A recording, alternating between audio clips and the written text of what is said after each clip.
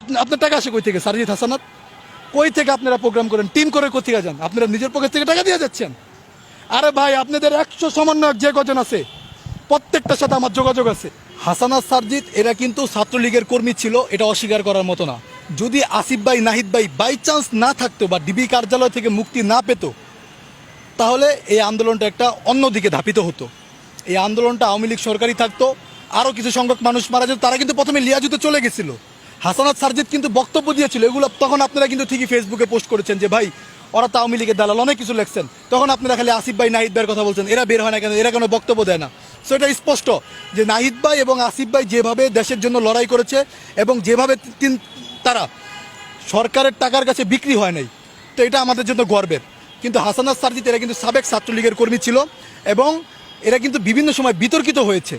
So বিতর্কিত একজন এখন সমন্বয়ক হিসাবে বিভিন্ন জায়গায় যাচ্ছে, আমাদের কোনো আপত্তি নেই। দেশ স্বাধীন হয়েছে, যার যার ব্যক্তিগত স্বাধীনতা আছে। কিন্তু এর মানে এই না যে সারজিৎ এরা প্রোগ্রামের কথা বলে এখন পর্যন্ত টিএসসিতে যে টাকা উঠেছে প্রায় 12,44,00,000 টাকা, এই টাকার হিসাব এখনও দেয় নাই কেন? এবং বৈষম্য বিরোধী ছাত্র আন্দোলনের একজন সহ সমন্বয়ক, প্রাইভেট ইউনিভার্সিটির একটা ছেলে, তিনি আমাকে একদিন বলতেছিলেন যে ভাই এটা নিয়ে একটা সংবাদ সম্মেলনও করব, তারা টাকার হিসাব কেন দিচ্ছেন এবং তাদের নিজেদের লোক দিয়ে টাকাগুলো গণাচ্ছে, এই হিসাবটা তারা কেন ক্লিয়ার করতেছে না? কত কোটি টাকা খরচ হলো, কত হ্যাঁ বন্যার জন্য যে টাকাটা তুলছে। এই কারণে বলবো যে উগ্র বক্তব্য দেওয়া বন্ধ করেন। যেমন তারেক রহমান একটা দলের সর্বোচ্চ নেতা, বিএনপির একটা দল পুরো তার আন্ডারে চলে। আপনারা ছাত্র যে কজন ছিলেন, তারেক রহমানের একটা দুটো থানায় এর থেকে বেশি লোক আছে, ঠিক আছে? তো এই কারণে আমি বলবো যে বিএনপির যেমন অবদান ছিল, জামাতের অবদান ছিল, ইসলামী আন্দোলনের অবদান ছিল, গণ অধিকারের অবদান ছিল, আপনাদের অবদান ছিল, সবারটা স্বীকার করে আপনার বক্তব্য কিংবা আপনার রাজনীতি করতে হবে। আর আরেকটা বিষয় হচ্ছে তারেক রহমানকে নিয়ে যে উগ্র বক্তব্য দিয়েছে যে তিনি ছাত্রদের মনোভাবকে কাজে লাগিয়ে, আজকে যদি বিএনপি, জামাত, ইসলামী আন্দোলন যে রাজনৈতিক দলগুলো আছে যে আমাদের ছেলেদেরকে আমরা ঘরে বসে রাখবো, তোমাদের আন্দোলনে যোগ দিতে দিব না, এই টিএসসিতে 200 লোকের বেশি এরা পাবে না। রাজনৈতিক একটা কাঠামো ছিল, রাজনীতিক, যেমন আপনি উত্তরা বলেন, মোহাম্মদপুর, মিরপুর, এসব জায়গায় কি সাধারণ ছাত্ররা পুলিশকে মেরেছে? এইসব জায়গায় কি সাধারণ ছাত্ররা আপনার বুক পেতে দাঁড়িয়েছে? এগুলো সব বিএনপি, জামাতের পোলাপান। যে কটা থানা আপনার মনে করেন হামলা হয়েছে, যার কারণে আজকে স্বাধীন হয়েছে দেশ, এর পিছনে সবচেয়ে বড় অস্ত্র ছিল বিএনপি, জামাত, গণ অধিকার পরিষদ, ইসলামী আন্দোলন। এরা যদি ঐক্যবদ্ধ হয়ে কাজ না করতো, আপনারা দেশ স্বাধীন করতে পারতেন না। বিভিন্ন পয়েন্টে পয়েন্টে এরা অবস্থান নিচ্ছে। এবং আপনি দেখেন, ছাত্র যদি মারা যায় 10 জন, শ্রমিক মারা গেছে 20 জন, ছাত্র যদি আহত আছে 3 জন, তাহলে রিক্সাওয়ালা শ্রমিকরা আছে হচ্ছে 20-25 জন হাসপাতালে। হাসপাতালে গিয়ে দেখেন এই যে একটা বৈষম্য তৈরি করছেন এবং ছাত্রদের একটা বিভেদ সৃষ্টি করার চেষ্টা করছেন। এখনও আপনারা, আমি তো স্পষ্ট ভাষায় বলতে পারি আপনারা কয় টাকা খেয়েছেন। এখন যদি আমি এই কথা বলি, তাহলে আমার বিরুদ্ধে আপনারা উস্কানিমূলক কথা বলবেন, এটা সত্যি কথা।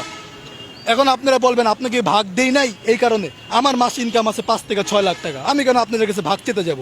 আমি তো স্টুডেন্ট না, আমি আপনাদের কাছে ভাগ চেতে আমার দরকার নেই। সো এই কারণে আমি বলি যে আপনাদের ভাগের দরকার নেই। আমার এমপি মন্ত্রী বসা দেয়, একটা এমপির বেতন 1,20,000 টাকা আছে, আমার প্রতি মাসের মাসিক ইনকামই আছে 6 লক্ষ টাকা। তো এই কারণে আমি বলবো যে এমপি মন্ত্রী, অনেকে হয়তো বলবেন যে ভাই আপনি কি ভাগ দেন, আপনি এমপি মন্ত্রী হন না, এই কারণে আপনি এই কথা বলেন। আমার এমপি মন্ত্রী হওয়ার দরকার নেই, এমপি মন্ত্রী ছাড়াই যেই কাজ করছি এটাই এনাফ।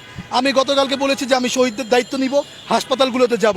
কতটা দুঃখ নিয়ে কথা বলতে পারি, কারণ আমার কাছে স্পন্সর আছে, ব্যবসায়ীরা আছে, তারা আমাকে বলেছে যারা আহত হয়েছে এদের চিকিৎসার খরচ আমি দিব, তুমি শহীদ এবং যারা আহত হয়েছে এদের একটা লিস্ট বের করো। আমি এটার প্রক্রিয়া চালাচ্ছি। কিন্তু হাসানাত, সারজিৎ এরা কি ওই হাসপাতালে যায় একটা ছবি তুলে, অথচ আমার পুরো ফেসবুক গাইডে একটা ছবি পাবেন, অথচ আমি কিন্তু কাজ করতেছি। আমার এত ছবি তোলার দরকার নেই। এরা অসুস্থ ভাই, এই মানুষগুলোর সাথে কেন আপনি রাজনীতি করবেন? হাসানাত গেলে 20টা মিডিয়া ঢুকতেছে, সারজিৎ গেলে 20টা মিডিয়া ঢুকতেছে, ভিডিও করতেছে, বাস এনাফ। তোমাদের দায়িত্ব নিচ্ছি। কজনের দায়িত্ব নিচ্ছে? হাসপাতাল, ঢাকা মেডিকেলে যান, এখন আমার অসংখ্য ভাইরা নিহত, আহত হয়ে পড়ে আছে। সো এই কারণে আমি বলবো এই বৈষম্য দূর করেন। এই টাকার হিসাব আমাদেরকে কড়ায় গন্ডায় আপনাদের দিতে হবে। টাকার হিসাব যদি না দেন, তাহলে আপনাদের বিরুদ্ধে আমরা ব্যবস্থা নিতে বাধ্য হব। আপনারা মনে রাখবেন যে আপনারা মাত্র 3-4 জন সমন্বয়ক আছেন, আমরা কিন্তু হাজার হাজার জনতা এখনও আমরা চাইলে ওই প্ল্যাটফর্ম তৈরি করতে পারি। আর আপনারা যদি মনে করেন সারজিৎ হাসানাতের টাকা বাংলাদেশের মানুষ নামছে, গোড়ার ডিম কচু, একদম কচু। সারজিৎ হাসানাতের কথা বাংলাদেশের মানুষ নামে নেই। প্রত্যেকটা মহল্লার লোকের কারণে মানুষ নামছে, নিজের অধিকার চাওয়ার জন্য মানুষ নামছে। আপনাদের ডাকে নামে নেই। হয়তো আপনারা ফেসবুকে পোস্ট করছেন, ঢাকা বিশ্ববিদ্যালয় কেন্দ্রিক একটা আন্দোলন করছেন, ওই পর্যন্তই। মানুষের ওয়ার্ড পর্যায়ে নামছে, থানা পর্যায়ে নামছে, জেলা পর্যায়ে নামছে, মানুষের নেতৃত্ব নিয়ে নামছে। চট্টগ্রামে গিয়ে যে রাফি ছেলেটা নেতৃত্ব দিছে, ও কি আপনাদের বৈষম্য বিরোধী ছাত্র আন্দোলনের সমন্বয়ক নাকি? ও তো ওখানে একলাই বুক চিতিয়ে লড়াই করছে। উত্তরা মহাখালীতে কি আপনাদের বৈষম্যবিরোধী একজন সমন্বয়ক আছে নাকি? ওইখানে দেখেন কি একজনের নেতৃত্বে থেকে নামছে, কিন্তু ওরা ক্রেডিট নেয় না আপনাদের মতো, টাকা ভাগাভাগি করে নাই, টিএসসিতে যে টাকা হচ্ছে হিসাব দিতে গিয়া কাবজাক করে নেয়। বিভিন্ন জায়গায় গিয়া রাজনৈতিক নেতারা প্রোগ্রাম করবে, আপনারা কি রাজনৈতিক নেতা নাকি? বিভিন্ন জায়গায় গিয়ে ছাত্রদের সাথে প্রোগ্রাম করতেছেন, এত টাকা পান কই? টাকার উৎস কি? কই থেকে টাকা আসে বলেন? আমার ব্যবসা আছে, আমি টাকা পাই। আপনি আমার প্রশ্ন করেন, আমার পিছিয়ে দুদক লাগা দিবেন? আমার ব্যবসা আছে, আমার লাইসেন্স আছে, আমার দেশের বাইরে লাইসেন্স আছে, আমার টাকা আসে প্রতি মাসে। আমি একদম স্টেটমেন্ট দেখা দিব যে আমার বাইরের দেশ থেকে টাকা আসে, আমি বাইরের দেশে থাকি, আমি একদম স্টেটমেন্ট সহ আপনাদেরকে দিব যে আমার টাকা আছে, আমি 100-150 লোককে আমি চিকিৎসার খরচ দিতে পারবো, কিন্তু আমি 100-150 জায়গায় প্রোগ্রাম করতে পারবো। আপনার টাকা আসে কই থেকে? সারজিৎ হাসানাত, কই থেকে আপনারা প্রোগ্রাম করেন? টিম করে কোথেকে যান? আপনারা নিজের পকেট থেকে টাকা দিয়ে যাচ্ছেন? আরে ভাই, আপনাদের 100 সমন্বয়ক যে কজন আছে প্রত্যেকটার সাথে আমার যোগাযোগ আছে।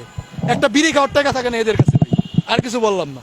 একটা বিড়ি খাওয়ার টাকা থাকে না, টিএসসিতে গেলে ধরে ভাই চা সিগারেট খাওয়ান, তো টাকা পান কি? এখন বললেন পকেট থেকে 10-20 টাকা দিয়ে কি নিয়ে প্রোগ্রাম করা যায়? প্রত্যেকটা টিমের পিছনে মিনিমাম 20 থেকে 25 হাজার টাকা খরচ হয় প্রত্যেকটা টিমের পিছনে। গাড়ি নিয়ে যান, সেখানে গিয়ে খাওয়া দাওয়া আছে, সেখানে তারা আপনারা সাধারণ ডাইল বাটের হোটেলে ঢোকেন না, ভালো একটা হোটেলে ঢোকেন। প্রত্যেকজনের 300 টাকা করে খরচ আছে, 10 জন করে টিম হিসাব করেন, 3000 টাকা প্রতি বেলা আপনাদের লাগে। সো এত টাকা পান কোথায়? টাকার উৎস কোথায়? এটা জবাবদিহিতা করবেন জনগণের কাছে। জনগণের টাকা জনগণের কাছে আপনাদের হস্তান্তর করতে হবে, এটা যেহেতু গণতান্ত্রিক দেশ। ধন্যবাদ।